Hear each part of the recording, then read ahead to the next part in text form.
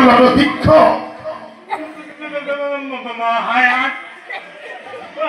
মহাৰাজ ও কি আছে বক্তব্য ও কি হুঙ্গামে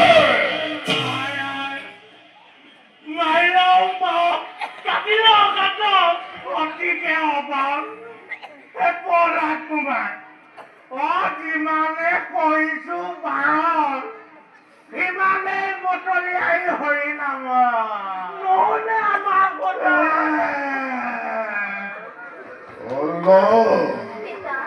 অসাধাৰণ গুৰুদেবৰ কথা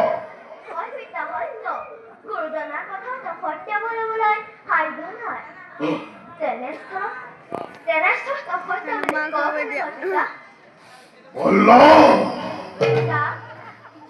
উত্তমী ওই শুধু পুনর্বার নরবি নরবি আর এই পাখন্দ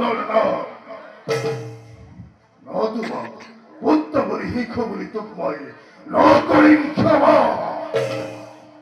খন্দ আর অমর কদই নয় আমি ছিল তখন দুইজন উপযুক্ত বলি এতে বুঝিল তুই